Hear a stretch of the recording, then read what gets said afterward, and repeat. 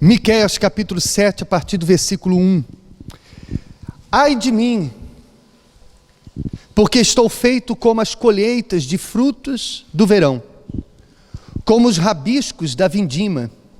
Não há cachos de uvas para comer, nem figos temporões que a minha alma deseja. Já pereceu da terra o homem piedoso, e não há entre os homens um que seja justo. Todos armam ciladas para sangue, cada um caça seu irmão com a rede. As suas mãos fazem diligentemente o mal. Assim demanda o príncipe, e o juiz julga pela recompensa. E o grande fala da corrupção da sua alma. E assim todos eles tecem o mal. O melhor deles é como um espinho, e o mais reto é pior do que a sebe de espinhos. Vem o dia dos teus vigias, vem o dia da tua punição. Agora será a sua confusão. Não creiais no amigo, e nem confieis no vosso guia, daquela que repousa no teu seio. Guarda as portas da tua boca, porque o filho despreza o pai, a filha se levanta contra sua mãe, e a nora contra sua sogra. E os inimigos do homem são os da sua própria casa. Eu, porém, olharei para o Senhor, e esperarei no Deus da minha salvação, e o meu Deus me ouvirá. Quando você tiver a oportunidade de ler o livro do profeta Miqueias, desde o início, são só 7 capítulos, você vai ver que ele passou anos pregando o arrependimento, tanto para Israel como para o povo de Judá. Só que, ao invés de ver as pessoas se arrependerem, se consertarem, buscarem a Deus, o que o profeta estava vendo era justamente o contrário. As pessoas cada vez mais incrédulas, cada vez mais idólatras, e como consequência disso, quanto mais longe de Deus, mais o ser humano se torna injusto, se torna violento, agressivo, e por isso o profeta diz aqui que ninguém acreditava mais no seu amigo, que a mãe não respeitava mais a filha, a nora se levantou contra a sogra, e até havia conflitos dentro da própria casa. Esse era o resultado do afastamento daquelas pessoas de Deus. E o profeta Miqueias aqui faz um desabafo. Ele estava se sentindo como um agricultor que vai às suas lavouras, depois de anos de rega, depois de anos de cuidado, ele vai às suas plantações para recolher o fruto do seu trabalho e não encontra figos, não encontra uvas nas suas vinhas, ou seja, ele estava se lamentando por não estar vendo o que durante tanto tempo ele pregou e não aconteceu, o arrependimento das pessoas. E comparado com os dias de hoje não é diferente. Se você for parar para pensar, nós somos a geração que mais tem acesso à palavra de Deus. Você que é mais velho, as pessoas mais idosas, sabe, por exemplo, que era difícil você ver uma Bíblia. Não é verdade ou eu estou exagerando? Era difícil você ver uma Bíblia. Há muitos anos atrás, poucas pessoas tinham acesso fisicamente à Bíblia. Hoje, a coisa mais fácil é você ter uma Bíblia. Hoje até há Bíblias no próprio telemóvel, você consegue ler em qualquer lugar. Antigamente, para você ouvir a palavra de Deus, era só dentro da igreja. De uns anos para cá, hoje você pode ouvir a palavra de Deus no rádio, na televisão, na internet. E o que mais tem é gente falando da palavra de Deus. Missionários espalhados pelo mundo afora, pregando a palavra de Deus pelo mundo afora. Só que, ao invés do ser humano ficar compungido, que significa cheio de arrependimento, arrependido, temente a Deus, o ser humano está ficando cada vez mais frio, cada vez mais cético, e como consequência disso, cada vez mais violento, cada vez o respeito na família, cada vez a confiança no seu próximo, tudo isso se deteriora quando a pessoa não está bem com quem? Com Deus. Então, dessa forma, o profeta fez um desabafo. E diante disso ele só disse, olha, eu olharei para o Senhor, como ele disse aqui no versículo 7. Olharei para o Senhor, esperarei no Deus da minha salvação. O meu Deus me ouvirá. E aí ele conclui esse desabafo no versículo 18, dizendo: quem é Deus semelhante a ti, que perdoa a iniquidade e que passa por cima da rebelião do restante da sua herança. Ele não retém a sua ira para sempre, porque tem prazer na sua benignidade. Então ele conclui o livro, ele conclui o seu discurso dizendo que mesmo diante de tudo aquilo que ele estava vendo, mesmo diante das pessoas se recusarem a se arrependerem, se recusarem a se converter, se consertar, ele exalta a misericórdia de Deus, dizendo que mesmo diante de tudo aquilo, Deus estava ali, pacientemente esperando que as pessoas se arrependessem, ao ponto dele exaltar: quem é um Deus semelhante a ti, que perdoa a iniquidade, que passa por cima dos nossos pecados e que tem prazer na sua benignidade.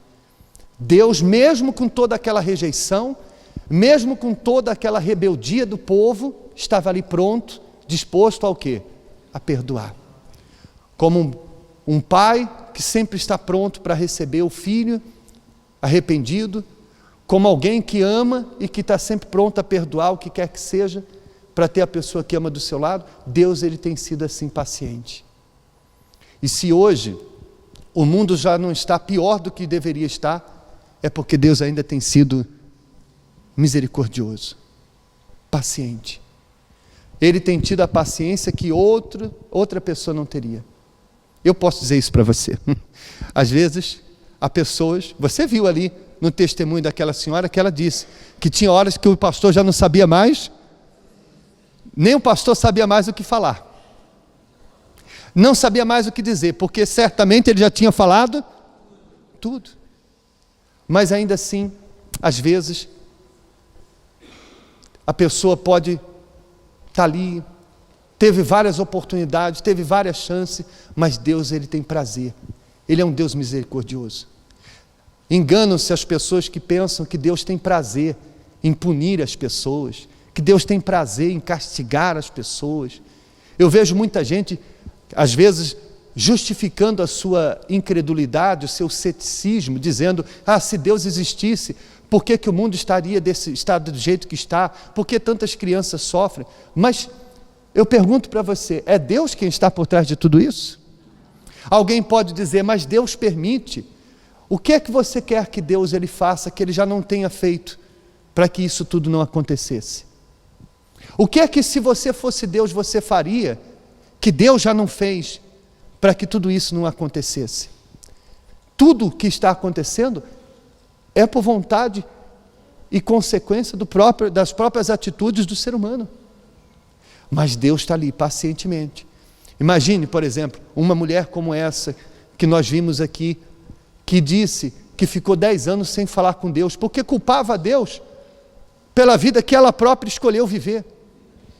Como você viu na semana passada, aquele senhor criminoso, que da mesma forma, mesmo tendo cometido os crimes que cometeu, quando ele se arrependeu de verdade, Deus foi o quê? Misericordioso. Deus teve misericórdia dessa senhora, Deus teve misericórdia daquele senhor da semana passada, e Ele tem misericórdia de cada um de nós. Quantas vezes nós pensamos coisas que não deveríamos pensar, sentimos coisas que não deveríamos sentir, falamos coisas que não deveríamos falar. E qual Deus que teria a paciência, a misericórdia que Ele tem conosco? Então está escrito: quem é um Deus semelhante a ti, que perdoa a iniquidade? Veja, eu costumo dizer que Deus, ele odeia o pecado, mas Ele ama o pecador. Não é porque Ele ama o pecador que Ele vai aprovar o pecado. Ele odeia o pecado, mas ama o pecador.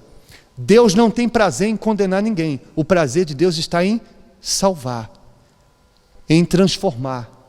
A alegria de Deus é poder fazer de nós a sua morada, de fazer de nós novas criaturas. Esse é o prazer dele, como está escrito aqui.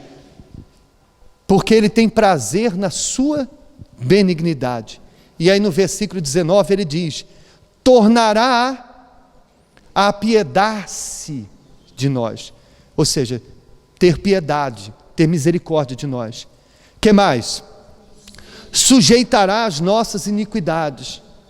Em outras traduções diz: pisará as nossas iniquidades. E o que mais? E lançarás todos os seus pecados nas profundezas do mar. Então a Bíblia diz que além de pisar os nossos pecados, ele diz que lançará nas profundezas do mar. Que coisa interessante.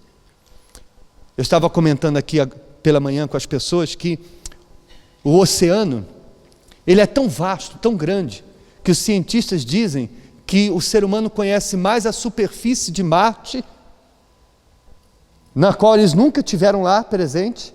Eles têm mais informações sobre a superfície de Marte do que sobre o fundo dos oceanos. Só a título de exemplo, para você imaginar a grandeza do que é a profundeza do mar. Há 10 anos atrás caiu um avião, despenhou-se, pelo menos acredita-se nisso, com 239 pessoas. Um dos maiores aviões que existe, um Boeing 777, enorme. Não estou falando de uma carocha que caiu ali no meio do mar. Um avião enorme, com 239 pessoas. Até hoje ninguém sabe onde está. Pesquisaram, procuraram com as melhores tecnologias que existem, com os melhores submarinos de busca, procuraram durante anos. Não encontraram nada. Para você ter uma ideia da grandeza das profundezas do mar. O que se cai nesses lugares não se acha nunca mais. E Deus está dizendo que Ele tem a disposição de lançar nas profundezas do mar os nossos pecados. Claro, isso é uma maneira simbólica de dizer para mim e para você que Ele quer sepultar definitivamente o nosso passado, os nossos pecados, sejam eles quais forem.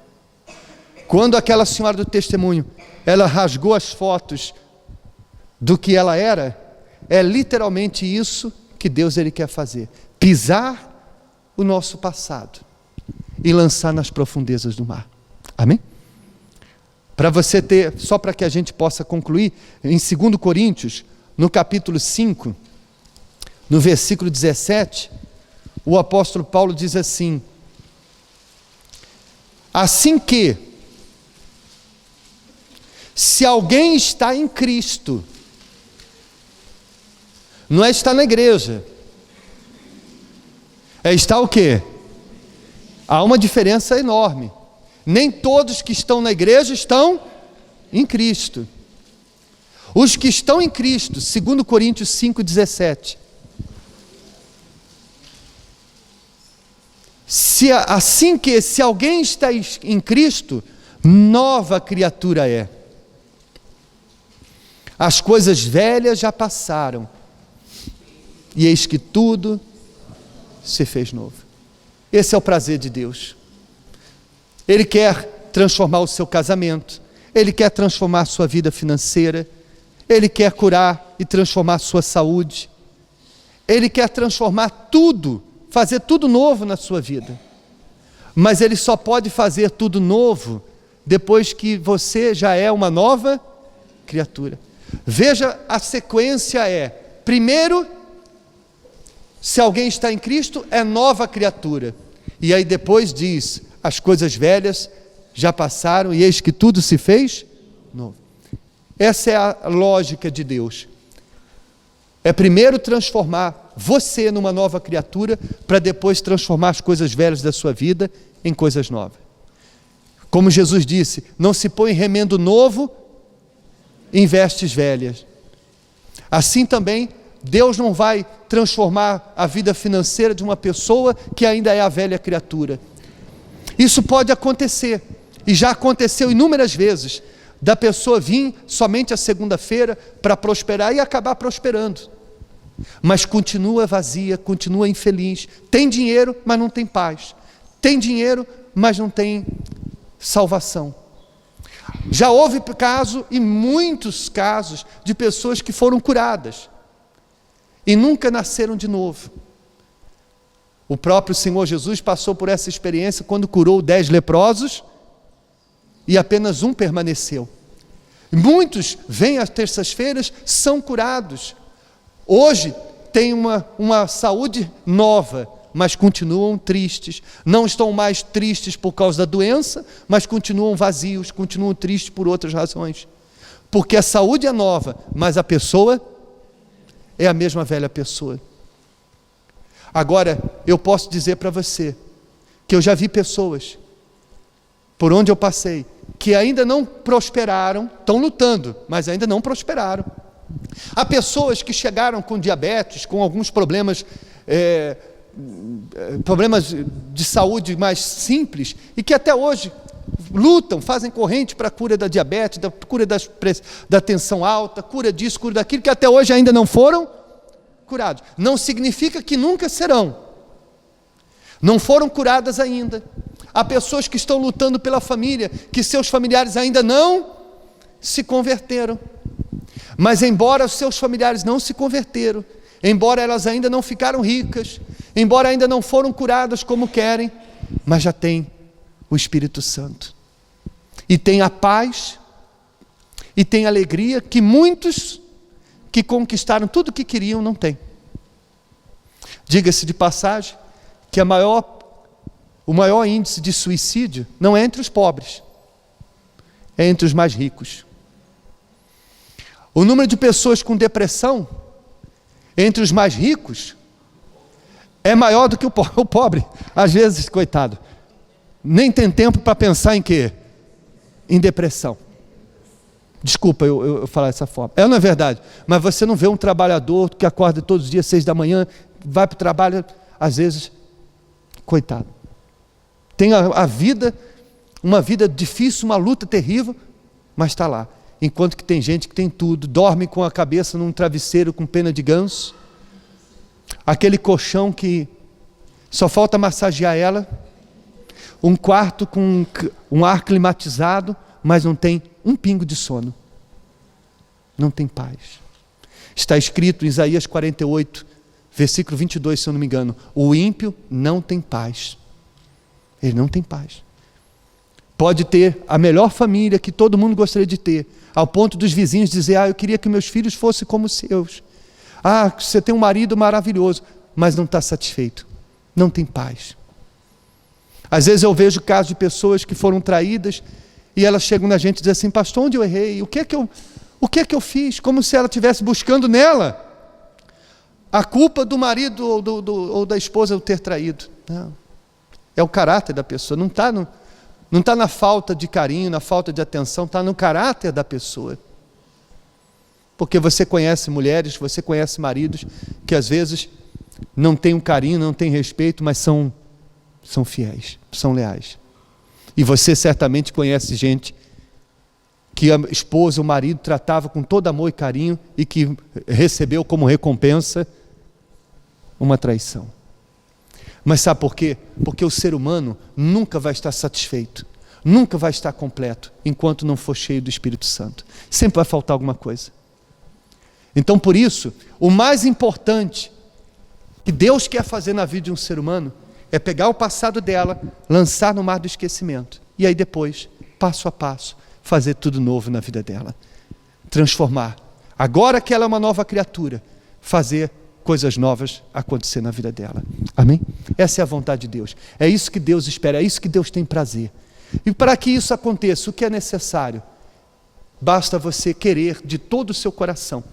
Basta você se arrepender de todo o seu coração da vida que você tem, daquilo que você ainda não sepultou, daquilo que você diz, eu não quero mais ser assim, eu estou cansado, Olha, Deus, se for para ser essa mesma pessoa que eu tenho sido, se for para continuar vazio, então que o Senhor me leva, mas eu não aceito mais viver vazio da tua presença. Eu quero o teu Espírito dentro de mim.